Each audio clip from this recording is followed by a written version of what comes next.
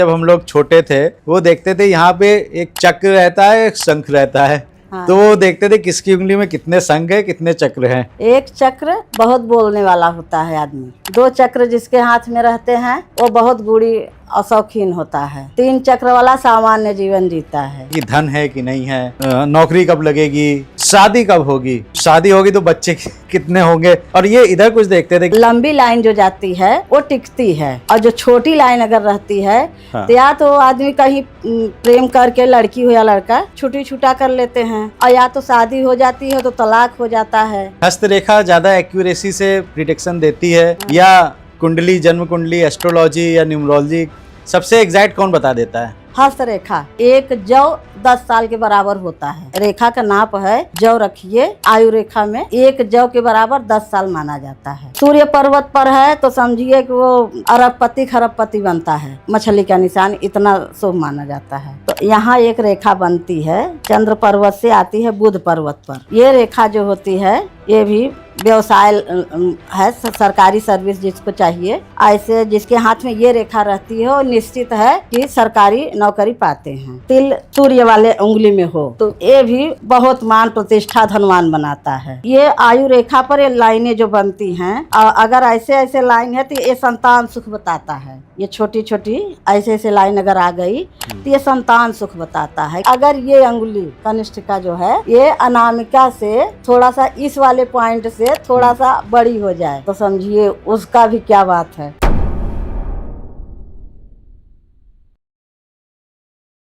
जब मैं आधार कार्ड बनवाने गया पहली बार और उन्होंने मेरे 10 उंगलियों के निशान लिए तो मैंने कहा इसका क्या अब ज़रूरत है, क्योंकि अब साइन करते हैं सब। उस समय जब पता चला, क्योंकि जानकारी नहीं थी, आमतौर पे नहीं होती है, कि दुनिया में, विश्व में जितने भी लोग हैं उन सबके फिंगरप्रिंट्स आपस में मैच नहीं करते हैं, कभी मैच कर ही नहीं सकते हैं।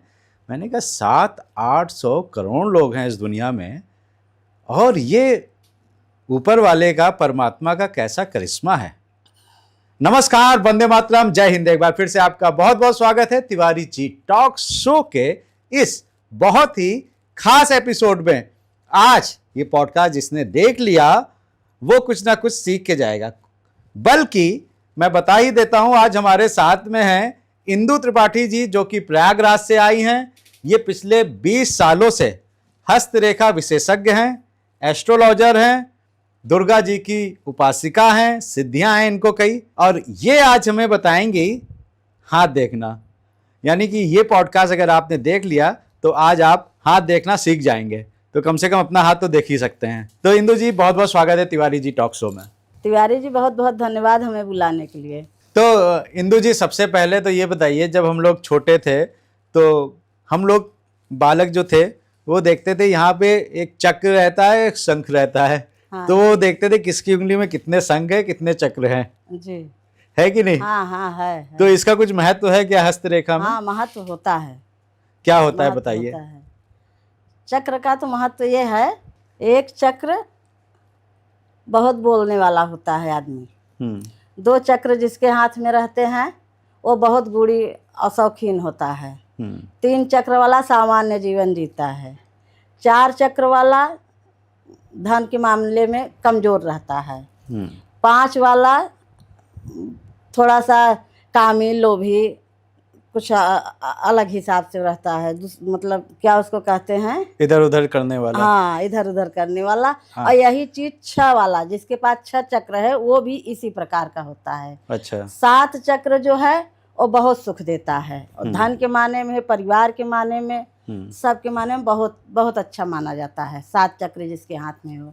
और 8 चक्र जिसके हाथ में वो रोगी होता है। अच्छा।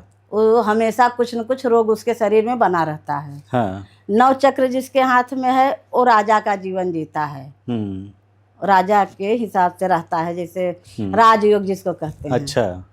और 10 चक्र जिसके हाथ में है वो समझिए कि हर सिद्धियाँ, हाँ। राजा भी रहता है, मतलब हर लाइन में वो नंबर 1 पे रहता है। अच्छा, परफेक्शन रहता है। चक्र का ये मतलब होता है। और शंख जो होते हैं? और शंख, अब जो शंख होता है हाँ। वो आपको हम बताते हैं तिवारी जी। जी। शंख में पहला शंख सुख देता है और दूसरा शंख थोड़ा सा वही परेशान करता है या किसी को अटैक्ट करता है, इस हिसाब से दूसरा शंख रहता है। और तीसरा शंख जो है वो निर्धन बनाता है। पांचवा शंख एक लिमिट मतलब एक बराबर स्थिति बनाए रहता है, न निर्धन न धनी। और 5 शंख जो है वो मतलब अच्छे लाइन में रहता है, आदमी सुखी भी रहता है, धनवान भी रहता है। और 6वां 7वां 8वां 9वां ये सब नहीं अच्छे माने जाते। 10वां शंख अगर है तो वो अच्छा माना जाता है। वो जैसे चक्र में 10 वाला स्थिति बनता है राजयोग, ऐसे ही शंख में भी अगर 10वां है तो राजयोग रहता है। और शंख की एक विशेषता ये भी है कि जिसके हाथ में जितना शंख ज़्यादा होता है उतना ही उसके पास पैसा नहीं टिकता। अच्छा। धन नहीं रुकता। अच्छा। आदमी कमाता है, रखता है, फिर भी पैसा रुकता नहीं उसके पास। कोई न कोई बहाना, कहीं हॉस्पिटल, कहीं कुछ खाने पीने में, कपड़ा में, किसी न किसी बहाने वो चला जाता है। अच्छा। इसीलिए हम तो ये सबको बताते हैं कि जिसके हाथ में शंख ज़्यादा हो वो पैसा अपने हाथ में न रखे, अपने पार्टनर को दे अच्छा, घरवाली को दे दे या घरवाले को दे दे। अगर घरवाले के हाथ में शंख ज्यादा है तो उसका पति रखे, और पति के हाथ में शंख ज्यादा हो तो पत्नी रखे। और दोनों के हाथ में ज्यादा है तो? और दोनों के हाथ में ज्यादा है, नहीं ज्यादा है तो उसको बैंक में ही रहने दे। तो बैंक में रहने, खर्च मत करो, कम से कम मतलब घर में पैसा रखो, घर में कम रखो, ये रहता है। कहने का मतलब ये है कि अपने हाथ में पैसा कम रखना चाहिए। नहीं शंख ये क्यों? मतलब शंख जो होता है, शंख जल तत्व है। अच्छा। शंख जो है वो जल तत्व है। जल तत्व से पैसा ज्यादा जाता है, पैसा खर्च होता है। हाँ। इसीलिए अगर ज्यादा शंख रहेगा तो ज्यादातर निर्धनी बनाए रहता है, बहुत कमजोर धन से किए रहता है। अच्छा, कुछ ये कहते हैं कि आध्यात्मिक भी हो जाता है शंख ज्यादा होते हैं तो? आध्यात्मिक 5 शंख तक, 5वां शंख अध्यात्म में लाता है, या फिर 10वां। अच्छा। और बीच वाले तो सब नुकसान ही करते हैं, तो इसमें क्या फायदा रहेगा? कुछ नहीं। तो अगर 10 शंख हैं तो फिर अध्यात्म में जा सकता है। तब अध्यात्म में जा सकता है। और 10 चक्र हैं तो चक्रवर्ती सम्राट।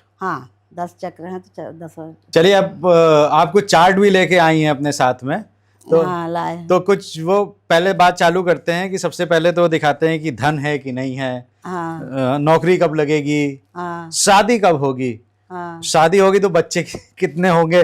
और ये इधर कुछ देखते थे कि ये 1 लाइन 2 लाइन, ये तो 3 बच्चे होंगे, 2 बच्चे होंगे। ये सच है क्या? बच्चे के कैसे देखते हैं? बच्चे को यहीं बुध पर्वत पे बताइए आप जरा, रहते हैं कैसे? ये जो लाइनें रहती हैं, हाँ, इससे बच्चे देखे जाते हैं। अच्छा। कि कितने बच्चे रहेंगे। हाँ। और इसमें भी जो छोटी लाइन बड़ी लाइन होती है, हाँ, तो जो छोटी लाइन रहती है उसको कहते हैं कि लड़की होती है। अच्छा। और जो बड़ी लाइन होती है, हाँ, उनको कहते हैं लड़का होता है। अरे वाह। तो दाएं हाथ में देखना है कि बाएं में? दाएं में। अच्छा, शादी से पहले मैंने बच्चे पूछ लीजिए, पहले शादी का बताइए कि शादी कैसे देखते हैं, कि किसकी कब होगी, होगी कि नहीं होगी, होगी तो टिकेगी या नहीं टिकेगी, डाइवोर्स तो नहीं होगा। हाँ। ये सब कैसे देखते हैं? ये सब ये बगल में बुध पर्वत पर, हाँ, यहाँ बगल से लाइनें ऐसे आती हैं। हाँ। तो इसमें भी छोटी बड़ी रहती हैं। ये देखिए यहाँ बुध पर्वत पर, हाँ, तो ये जो लंबी लाइन जो जाती है वो टिकती है। अच्छा। और जो छोटी लाइन अगर रहती है, हाँ, तो या तो आदमी कहीं प्रेम करके, लड़की हो या लड़का, हाँ, प्रेम करके छुट्टी छुटा कर लेते हैं। हाँ। और या तो शादी हो जाती है तो तलाक हो जाता है। अच्छा। ना, ये होता है इसमें शादी विवाह में। अच्छा। और जो लंबी गई है लाइन बुध पर्वत तक, तो वो शादी टिकती है। तो मतलब ये भी पता चल सकता है कितने अफेयर हैं उसके? हाँ, हाँ, अफेयर हाँ, थे या हैं? जाता है, ये पता चल जाता है। अच्छा। हाँ, ये भी होता है कि मान लीजिए कहीं प्यार कर रहा है बच्चा, हाँ, और शादी नहीं हो पा रही है, हाँ, ना, तो वो लाइन भी इसमें आ जाती है। वो कैसे देखते हैं? इसी में छोटी छोटी अगल बगल में आ जाते हैं। मान लीजिए एक लाइन है, एक लाइन है, एक लाइन है, एक लाइन है तो वो परफेक्ट एक ही शादी करेगा। लेकिन वो छोटी है। हाँ, ये नहीं छोटी रहेगी नहीं। अगर एक लाइन है और वो छोटी है, एक लाइन है तो निश्चित है कि वो मतलब दोनों पति पत्नी के हिसाब से ही रहेंगे, वो कहीं प्यार नहीं करेंगे। अच्छा। इसकी मतलब हस्तरेखा में सब गारंटी की बात है। अच्छा, मुझे बताइए कि ये हस्तरेखा ज़्यादा एक्यूरेसी से प्रिडिक्शन देती है या कुंडली, जन्म कुंडली, एस्ट्रोलॉजी या न्यूमरोलॉजी, सबसे एग्जैक्ट कौन बता देता है? हस्तरेखा।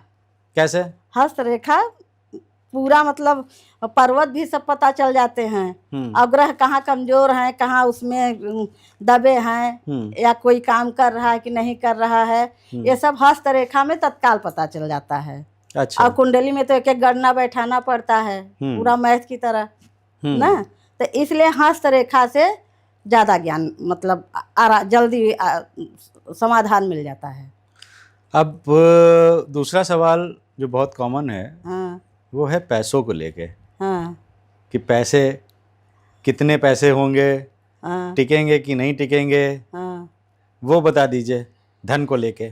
तिवारी देखिए, हाँ। इसमें आयु रेखा, मस्तिष्क रेखा और भाग्य रेखा, हम तीनों आपको बता रहे हैं कहाँ है, कौन सा है। ये है आयु रेखा, ये आयु रेखा है, ये भाग्य रेखा है, और ये हृदय रेखा है जी, और ये मस्तिष्क रेखा है। ये 4 रेखाएं हाँ इसमें। ठीक। तो इसमें आयु रेखा से जुड़ा रहता है कि कौन कहाँ कितना कैसे कमा रहा है। ये आयु रेखा जो है ये सब कुछ बता देता है कि आदमी कितना कमाया, कितने महीना तक कमाया, इसकी जॉब कब छूट गई ना, और ये कमाया तो कहाँ खर्च किया, मतलब इस आयु रेखा में सब कुछ पता चल जाता है। अच्छा। हाँ, आयु रेखा से आप जो भी जानना चाहते हैं। कोई पैसे वाला है कि नहीं है, वो कैसे पता चलेगा? कोई पैसे वाला, भाग्य रेखा कैसी गई है। हाँ। जैसे मणिबंध से भाग्य रेखा उठा और सीधा शनि पर्वत तक आया, ये शनि पर्वत यहाँ तक आया, तो समझिए कि उसके जीवन में पैसा है, कहीं कटा फटा नहीं है, टूटा नहीं है। अगर भाग्य रेखा कहीं से कट जाता है तो समझिए कि उसका जो धन आने का वो है रास्ता, वो कमज़ोर पड़ जाता है। अच्छा। जितने साल तक के लिए कटता है रेखा, समझिए रेखा एक जौ 10 साल के बराबर होता है। रेखा का नाप है जौ रखिए आयु रेखा में, तो एक जौ के बराबर 10 साल माना जाता है। अच्छा। हाँ, ये रेखा देखने का एक ये भी प्रक्रिया है कि जौ से आप साल नाप सकते हैं। हाँ। अच्छा, ये एक और बताते हैं कि यहाँ पे एक ट्रायंगल होगा, त्रिकोण होता है 2 रेखाओं के बीच में, हाँ, तो बहुत पैसा होता है। उसको धन की कोठरी कहते हैं। तो वो तो बताया नहीं आपने। तो इसी के बीच में बन जाता है मस्तिष्क रेखा, कैसे भाग्य रेखा। ये देखिए, जैसे यहाँ से कोई आया, हाँ। यहाँ बन जाता है। ये जितना बड़ा रहता है उतना धन रहता है आदमी के पास, और जितना छोटा रहता है उतना उसके पास धन कम रहता है।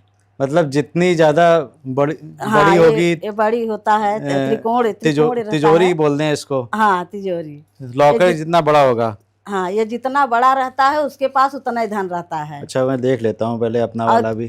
किसी भी लाइन तो है, और थोड़ा खुला रह गया, फिर जो खुला रहता है उसका खर्च होता रहता है। हाँ, ये बात तो है, उसका खर्च होता रहता है। पैसा आएगा लेकिन टिकेगा हाँ, नहीं। अगर कहीं रास्ता बन गया है खुलने का, हाँ, तो वो पैसा कहीं न कहीं खर्च होता रहेगा, टिकेगा नहीं। हाँ, बैलेंस पूरा बना नहीं रहेगा। ये लेकिन सब लोग बताते हैं पैसा तो है, टिकता नहीं है। हाँ, ये है।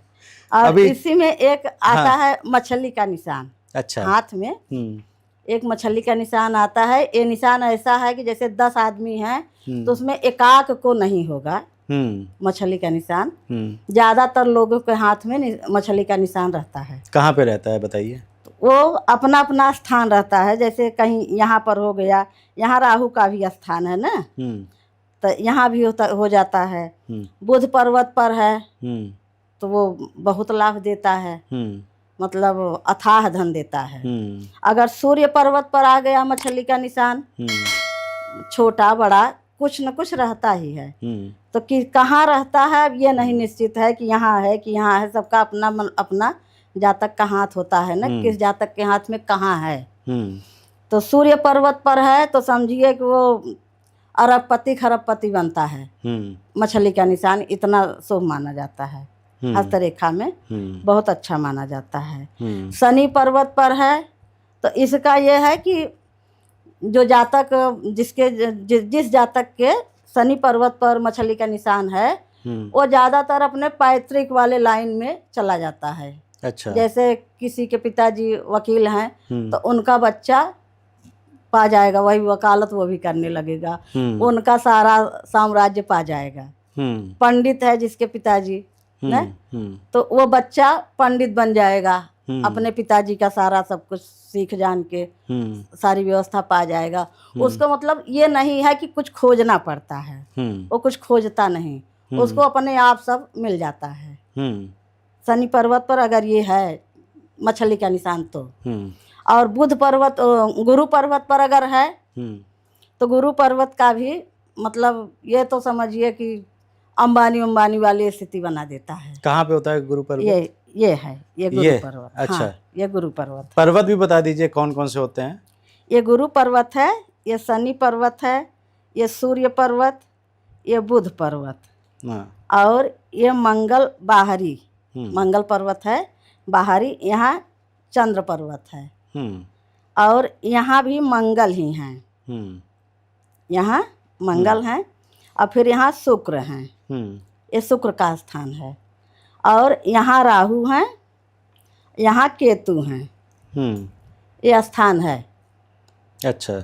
हाँ, तो कभी कभी मणिबंध पे भी ज़्यादातर हाथों में मछली का निशान मिलता है, ये भी बहुत लाभकारी। मछली अगर हाथ में है तो कभी पैसे की तंगी किसी को नहीं आती।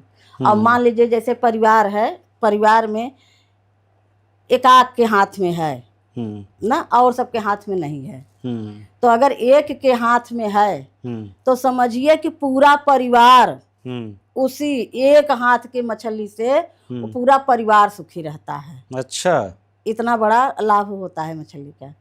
वाह। सामुद्रिक शास्त्र हम बता रहे हैं, लिखित। अच्छा। हाँ। दूसरा, नौकरी को लेके बहुत सवाल करते हैं। हाँ, नौकरी वालों के लिए ये सूर्य पर्वत पर रहता है, यहीं एक पढ़ाई का लाइन रहता है और यहीं एक नौकरी का रहता है। अच्छा। तो जैसे कोई सरकारी IAS PCS ये सब जो बनते हैं तो उनको जो है अगर ये इधर थोड़ा सा आ गया या शनि की तरफ चला गया तो समझिए कि वो सब IAS PCS बड़े नेता मतलब दमदार लोग बनते हैं। अच्छा। हाँ, और विद्या रेखा में भी यही चीज़ है, अगर कहीं कट गया तो समझिए विद्या रुक जाती है। हाँ। ना।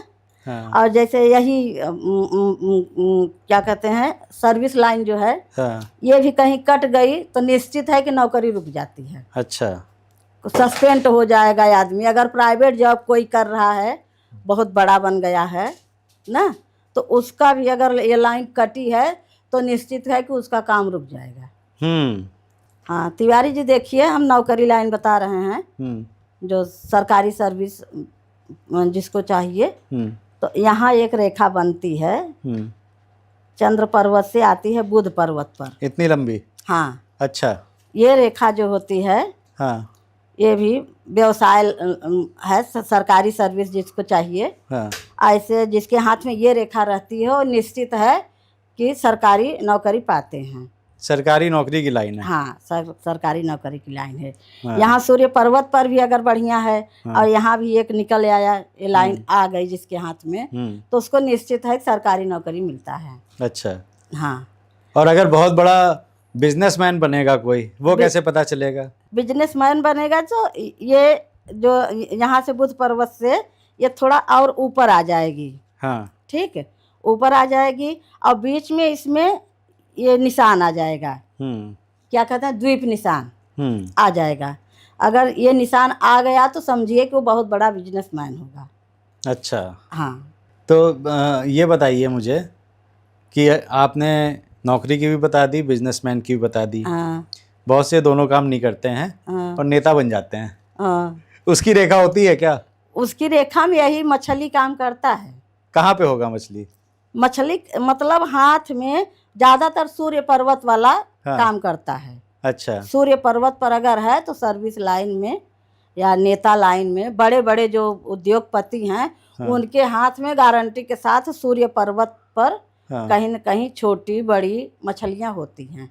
अच्छा। हाँ अच्छा इंदु जी, ये बताइए कि कुंडली में 9 ग्रहों की बात होती है जी और जी। वो चार्ट बनता है जिसमें 9 ग्रह रहते हैं हाँ और उसके हिसाब से ही वो प्रिडिक्शन करते हैं। हाँ तो हाथों में भी क्या ये जो ग्रह आपने अभी बताए हैं कि यहाँ पे बुध है, शुक्र है, तो उसका क्या प्रभाव होता है और कौन सा ग्रह कहाँ पे होगा?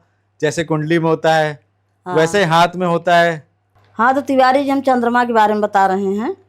जिसका चंद्रमा उच्च का रहता है वो अपने जीवन में चंद्रमा संबंधित हर कार्य में सफल रहता है और उसको कभी सर्दी जुखाम बीमारी से वो बचा रहता है।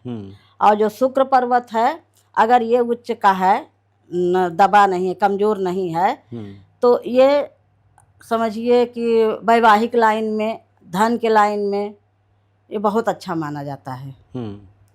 और इसका ये काम है कि धन रिलेटिव जितना कार्य है ये भी अंबानी वाला काम करता है। अगर जिसके हाथ में शुक्र उच्च पर्वत है, ऊंचे में, वो समझिए कि बहुत धनवान होता है, जिसको कहते हैं लग्जरी जी। हाँ, उस हिसाब से रहता है। अच्छा। हाँ, शुक्र का काम ये है।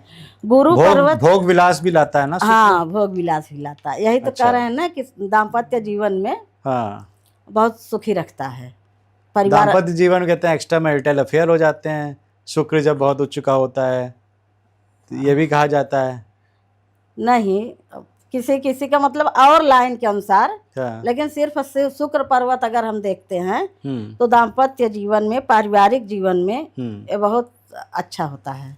अच्छा। और धन के माने में भी लग्जरी जीवन देता है। शुक्र ऐसा है। धन होगा तभी लग्जरी जी अगर पाएगा। कमजोर है शुक्र पर्वत हाथ में कमजोर है तो वो ये काम कर सकता है। अच्छा। तब वो नशा कराएगा, वो दूसरे मतलब चरित्रहीनता पे ले जाएगा। ये सब काम शुक्र करता है जब कमजोर रहता है तब। और उच्च का रहता है तो सुख ही सुख देता है। अच्छा। हाँ, ये शुक्र का बात है। ठीक। और तिवारी जी ये बता रहे हैं यहाँ गुरु पर्वत है। तो गुरु पर्वत का काम है, आदमी हमेशा अगर उच्च का है तो दिमाग से तेज रहता है। गुरु का काम क्या है? मस्तिष्क सही रखना। हाँ ना, सही बात। तो मस्तिष्क ये सही रखता है, विद्वान बनाता है। और जहाँ गलत राह है अगर कोई आदमी पकड़ना चाहता है और ग्रहों के अनुसार, तो ये वो काम रोक देता है। गुरु पर्वत ये संभालता है, बचाता है जी। और विद्वान बनाता है, समाज में उठना बैठना ये सब कुछ गुरु का काम है जी। बहुत सम्मान दिलाता है ये। और शनि पर्वत जो है ये अगर उच्च का है तो समझिए हमेशा ये भी राजयोग दिलाता है। इसका काम है राजयोग दिलाना। और अगर धन संपत्ति कायदे से दे रहा है शनि और वो फालतू में खर्च आप कर रहे हैं, मतलब सही जगह न खर्च करके गलत जगह पैसा यूज कर रहे हैं, फालतू उड़ा रहे हैं, कहीं गाना में कहीं खाना में, धर्म में नहीं लगा रहे हैं, तो ये तुरंत जितना आपके पास धन आया है उसके बाद ये रोक देता है। अच्छा। फिर धन नहीं आने देता। हाँ। शनि न्याय का देवता है ना। हाँ। तो ये धर्म कर्म से जुड़े रहते हैं। अच्छा। इनका ये काम है। सूर्य पर्वत जो है इसमें देखिए विद्या भी है और क्या कहते हैं व्यवसाय का जो लाइन है, व्यवसाय आदमी नौकरी वाला, तो वो नौकरी जो करते हैं तो इस हिसाब से वो सूर्य पर्वत अगर उच्च का है तो ये भी पद प्रतिष्ठा मान सम्मान समाज में बहुत मिलता है। बहुत सूर्य पर्वत इस माने में सबसे अच्छा होता है। एक चीज मुझे बताइए, जो आप बता रही हैं ग्रहों के बारे में और पर्वत के बारे में, तो ये बलवान है पर्वत, शुक्र बहुत अच्छा है, इसका क्या मतलब उभरा हुआ होगा, हाँ, उठा उभरा हुआ हुआ। होगा, उभरा हुआ कैसे देखते हैं? हाथ में ये हाँ। जब ऐसे करेंगे आप ना, हाँ ऐसे जब करेंगे हाँ, तो देखिए ये पर्वत है, ये देखिए। ये हाँ देखिए आपका गुरु इस समय हाँ बहुत अच्छे से उभरे हैं। हाँ, आपका गुरु इस समय काम कर रहे हैं बहुत अच्छा। कुंडली में भी बहुत तेज है हाँ। गुरु हमारे। हाँ तो हाथ में हाँ। बहुत अच्छे हैं और सूर्य भी ठीक हैं, अच्छा, बहुत ना हाई हैं ना हाँ। लो हैं, मीडियम चल रहे हैं सूर्य। और बुध पर्वत भी आपका ठीक है, हाँ और शनि भी, मतलब ये सब अभी एक लेवल में है सारे। लेकिन सबसे अच्छा इस समय आपके हाथ में गुरु हैं। और चंद्रमा? चंद्रमा भी ठीक है, अच्छा अच्छे चलिए, आपने कह दिया ठीक है तब चाहिए। चंद्रमा ठीक। ये पता चल गया कि कितना उभार है, हाँ, उस हिसाब से आप चंद्रमा बताते हैं ठीक कि है, कितना चंद्रमा शक्तिशाली है। हाँ नहीं, ये कोरिलेट कर रहा हूँ, मेरी कुंडली में भी गुरु बहुत उच्च के हैं, ऐसा बताते हैं लोग, मुझे तो नहीं पता है। नहीं, हाथ में भी आपके जी। जो गुरु पर्वत है। और न्यूमरोलॉजिस्ट भी बताते हैं मेरा 3 नंबर है, उससे भी गुरु है। हाँ तो पता नहीं मुझे, खैर। हाँ। अब मुझे ये बताइए कि मोटा मोटा तो थोड़ा सा समझ में आ गया। हाँ अब जो सामान्यतः प्रश्न रहते हैं वो ले लेते हैं। अच्छा। और भी आप चार्ट लेके आइए, मुझे ये चार्ट दिख रहा है। हाँ ये इसमें शायद तिल है हाथ में। हाँ। इसके बारे में बताइए कि हाथ में तिल हो तो क्या होता है?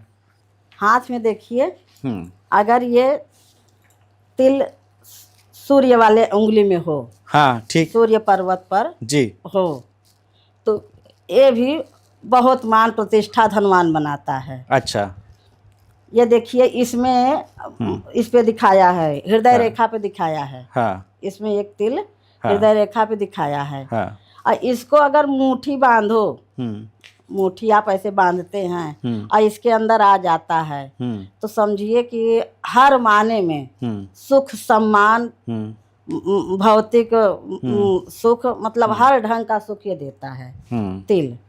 और अगर इस अंगुरी में है कहीं अगल बगल, क्या कनामिका में, कनिष्ठिका में, तो ये भी बहुत सुख देने वाला तिल होता है। लेकिन अगर यही तिल यार चंद्र पर्वत पे आ जाएगा, मणिबंध पे आ जाएगा ना, तो ये सब नुकसान करते हैं। अच्छा, लाभ नहीं देते। ये इसके अंदर मुट्ठी आप बांधते हैं, उसके अंदर जितने तिल आएंगे आपको लाभ ही लाभ होगा।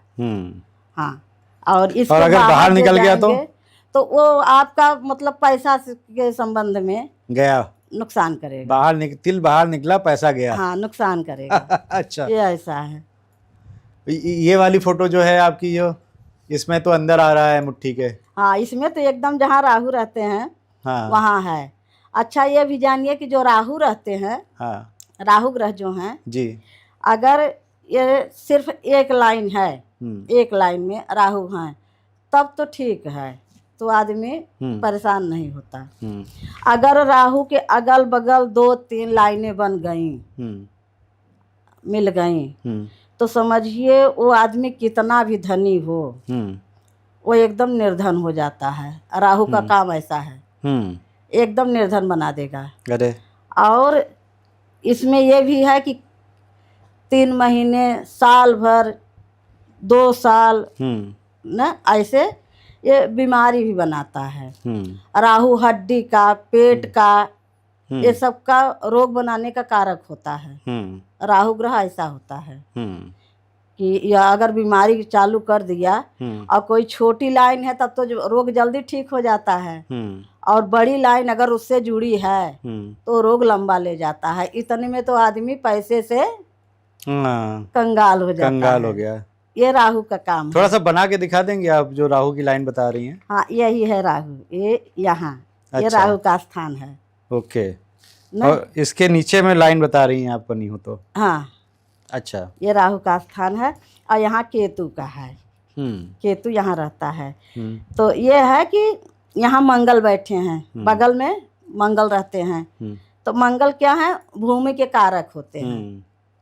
मंगल ग्रह ऐसे हैं कि ये जमीन, मकान, जमीन बहुत खरीदवाते हैं। अच्छा। अगर उच्च के हैं यहाँ, हाँ, अच्छे स्थान में, और प्रसन्न चित्त अगर हाथ में हैं, तो समझिए आप बहुत जमीन खरीदेंगे। अच्छा, और मकान भी आप बहुत बनाएंगे ओ, ना। मंगल का ये बहुत बड़ा भूमिका है इस हाथ में। अच्छा, जैसे जिसके हाथ में यहाँ उच्च के रहते हैं, हाँ, तो बहुत जमीन खरीदता है। हाँ, मतलब मंगल जमीन दिलाता ही है। ये भी हस्तरेखा के हिसाब से गारंटी वाली बात है।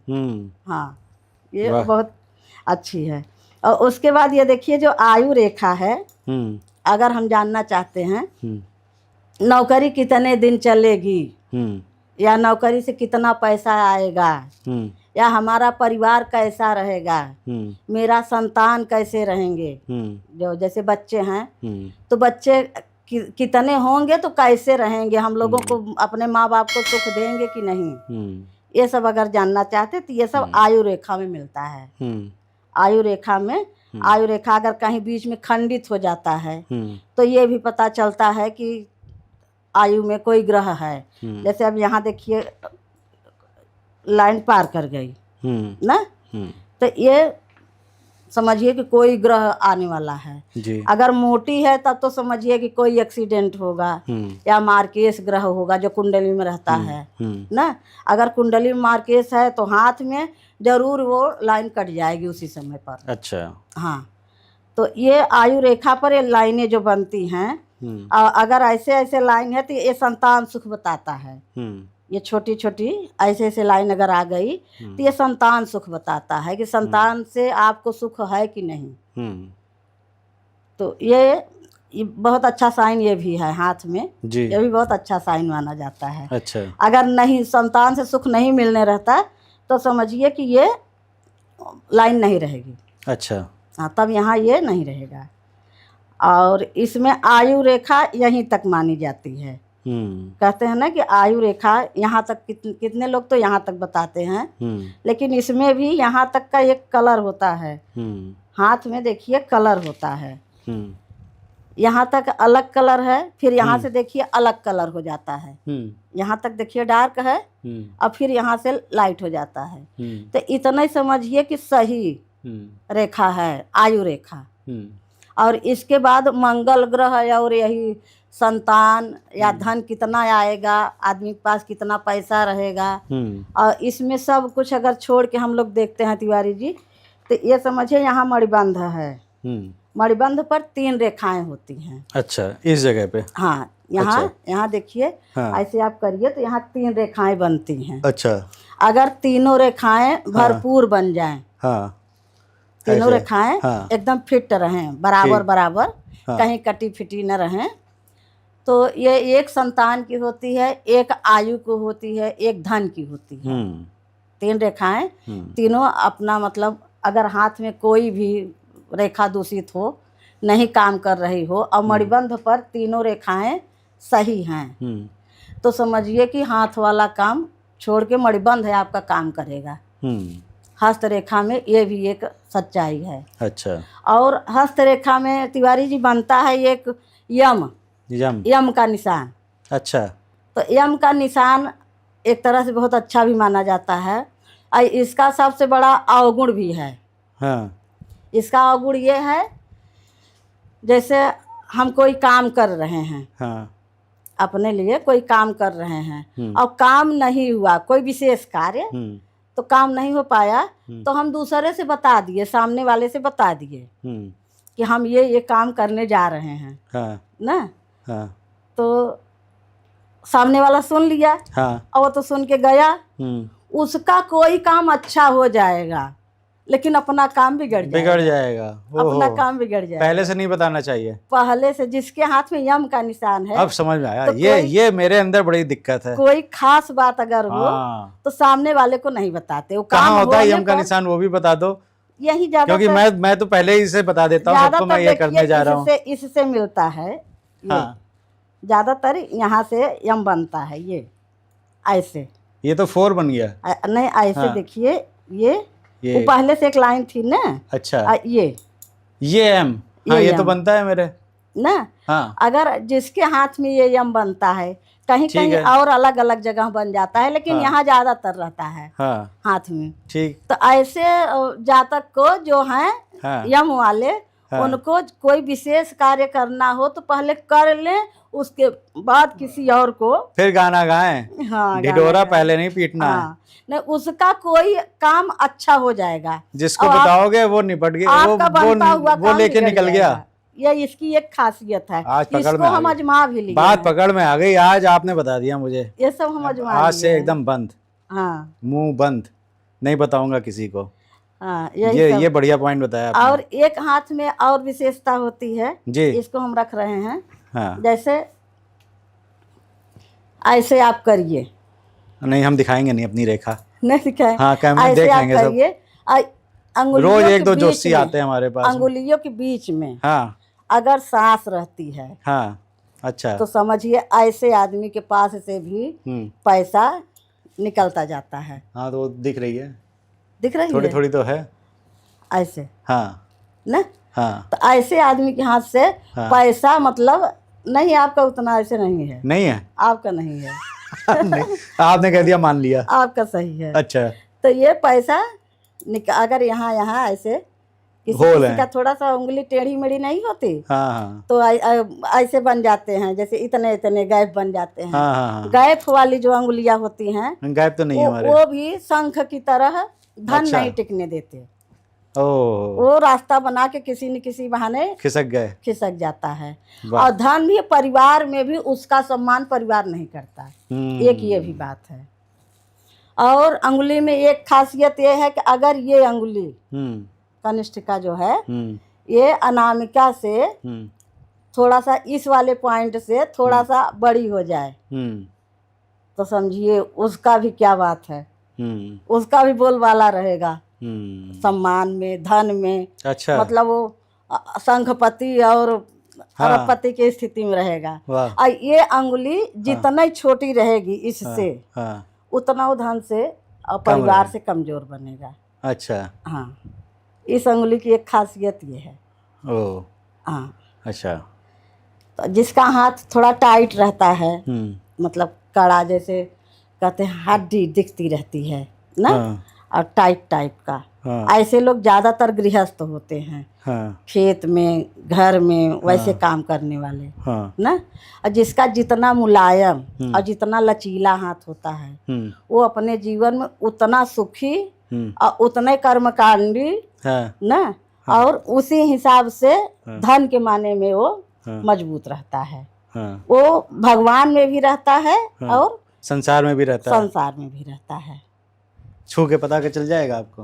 हाँ, पता चल जाएगा। देखिए, आपका तो मुलायम है, आपका मुलायम है ना। मतलब कर्मकांडी है। हाथ का भी जिसकी टेढ़ी मेढ़ी उंगलियां हैं हाँ हाँ वो ज्यादातर या तो सन्यासी बन जाते हैं हाँ, या तो वही गरीबी वाले लाइन में न हाई न लो मीडियम में रहते हैं। जिसकी टेढ़ी मेढ़ी उंगलियां, नाखून छिन्न भिन्न रहता है, छोटा छोटा चिपटा चिपटा।